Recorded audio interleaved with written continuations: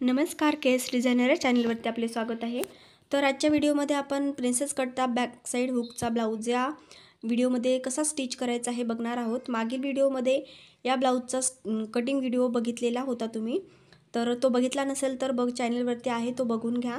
आणि इथे बघा आता फ्रंट साइड घेतलेली आहे सर्वात अगोदर, आणि ब्लाउज पीसवरती सरळ बाजूने हे अस्तर ठेवून घ्यायचं आहे। ब्लाउज पीसची ही सरळ बाजू आहे आणि सरळ बाजूवरती हे अस्तर ठेवलेलं आहे।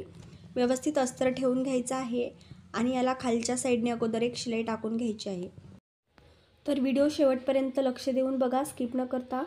आणि चॅनलवरती जर नवीन असाल आणि तुम्हाला जर असेच नवीन व्हिडिओ बघायचे असतील तर चॅनलला लाईक आणि सबस्क्राइब करून घ्या, म्हणजे नवीन व्हिडिओचे नोटिफिकेशन तुम्हाला सर्वात अगोदर मिळत राहील आणि असेच नवीन व्हिडिओ तुम्हाला बघायला मिळतील आणि नवीन पद्धतीचे ब्लाउजसुद्धा शिकायला मिळतील।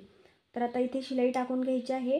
अर्धा इंच मधलं अर्ध अंतर असतं, तितकं अंतर सोडून ही खालची शिलाई आपल्याला टाकायची असते। इथे थोडासा तिरकस भाग आहे बॅक मध्यभागी, कारण प्रिन्सेस कटचा ब्लाउज आहे त्यामुळे इथे थोडासा असा प्रकारे कट येतो। तर इथे छोटे छोटे कट देऊन घ्यायचे आहेत आपल्याला, म्हणजे आपल्याला हे उलट केल्यानंतर व्यवस्थित हे फोल्ड होईल शिलाई फिनिशिंगमध्ये। तर अशा प्रकारे आता हे सरळ करून घ्यायचं आहे आणि परत त्याच्यावरती एक शिलाई देऊन घ्यायची आहे। तर आता इथे सरळ बाजूने एक शिलाई देऊन घ्यायची आहे आणि तुम्हाला जर खालच्या साइडने पट्टी लावायची असेल तर ती पट्टीसुद्धा तुम्ही लावू शकता इथे, त्याने सुद्धा ब्लाउजला खूप छान फिनिशिंग येते। तर या व्हिडिओमध्ये मी अशा प्रकारे ब्लाउज स्टिच करायचा दाखवत आहे। नेक्स्ट व्हिडिओमध्ये मी तुम्हाला खालच्या साइडने पट्टी लावून ब्लाउज कसा स्टिच करायचा ते सुद्धा दाखवेल। तर इथे आता सर्व साइडने ब्लाउज आणि अस्तर पीस जोडून घ्यायचा आहे।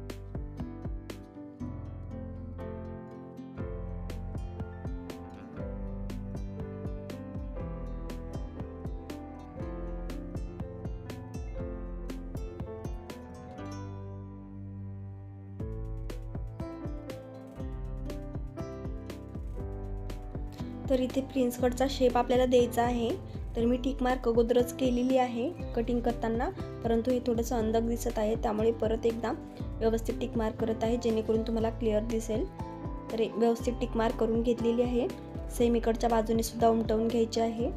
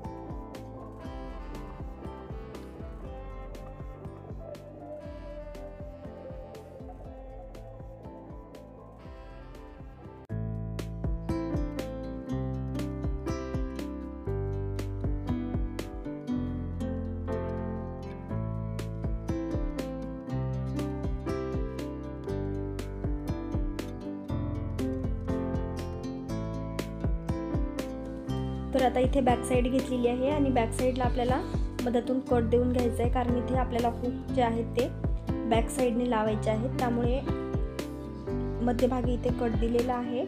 आणि आता एक एक साईड आपल्याला इथे बॅक साईडची जोडून घ्यायची आहे। सेम फ्रंट साईड सारखं खालच्या साईडने एक शिलाई टाकून त्याला परत एक दाब शिलाई द्यायची आहे। इथे सुद्धा तुम्ही पट्टी लावू शकता, जशा प्रकारे आपण साध्या ब्लाऊजला पट्टी लावतो त्याप्रमाणे खालच्या साईडने बॅक साईडला फ्रंट साईडला पट्टी लावून हा ब्लाऊज स्टिच करू शकतो। आता सर्व साईडने इथे शिलाई टाकून घ्यायची आहे।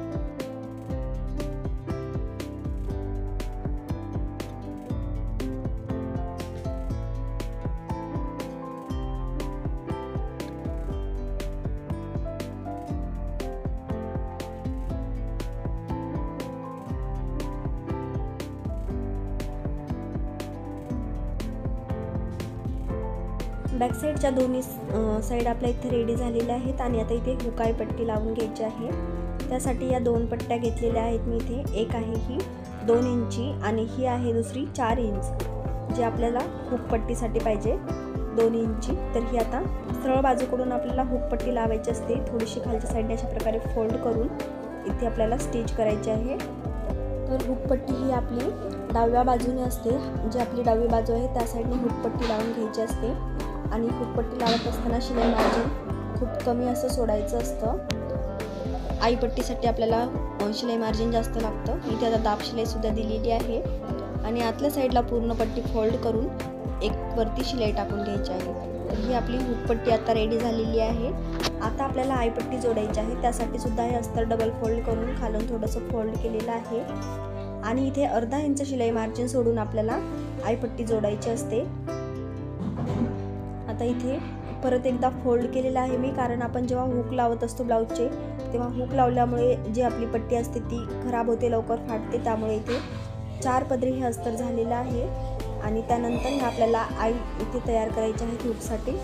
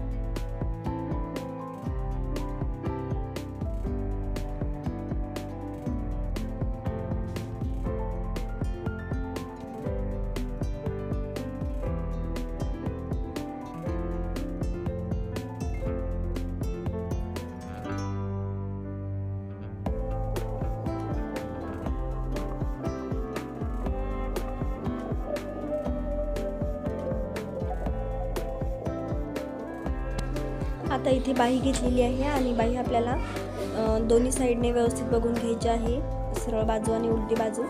आणि आतल्या साईडने थोडंसं कालच्या साईडने फोल्ड करून अशा प्रकारे एक शिलाई टाकून घ्यायची आहे।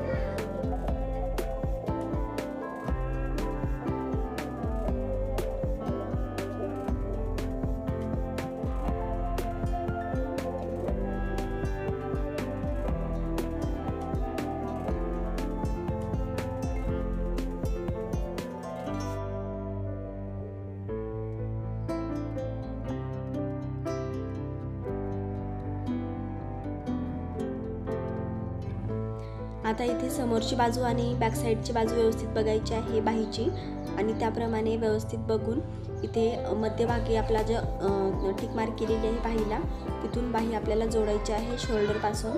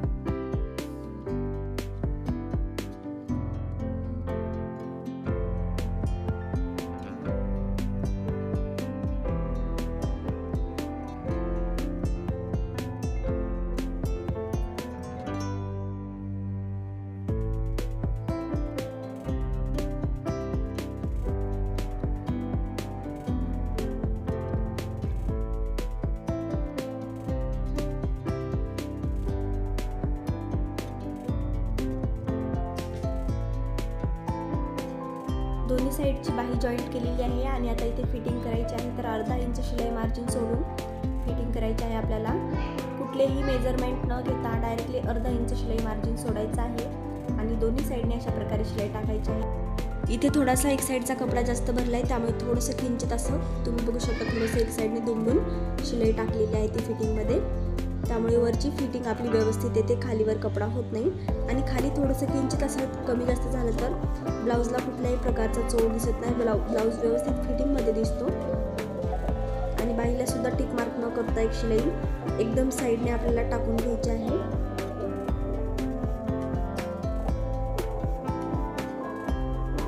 आता इथे घेतलेला आहे बेताचा ब्लाऊज आणि बेताचा ब्लाऊज आपल्याला या खालच्या ब्लाऊजवरती ठेवून बाहीचे मेजरमेंट घ्यायचे आहे, व्यवस्थित टिक मार्क करून घ्यायची आहे बाहीच्या फिटिंगची।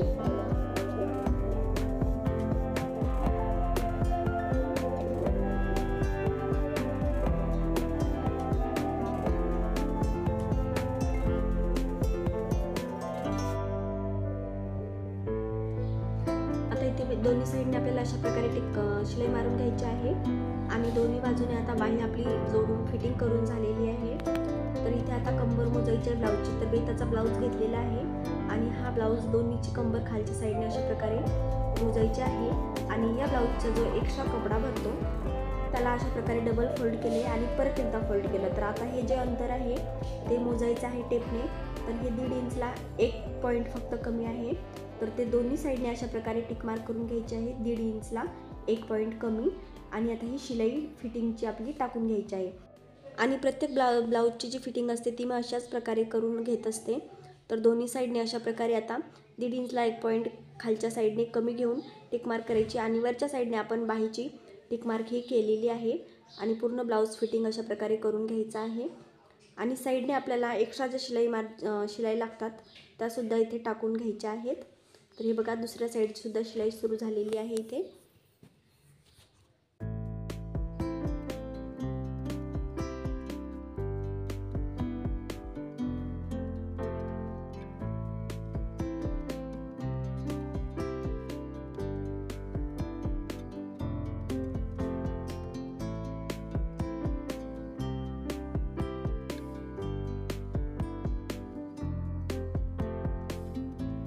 तर इथे एक्स्ट्राच्या शिलाईसुद्धा टाकून घेतलेल्या आहेत आणि ब्लाऊज आपला रेडी झालेला आहे। तर बघू शकता फिनिशिंग किती सुंदर इथे ब्लाऊजची आलेली आहे। तर व्हिडिओ कसा वाटला कमेंट करून नक्की सांगा आणि आवडल्यास चॅनलला सबस्क्राईब करायला विसरू नका। थँक्यू।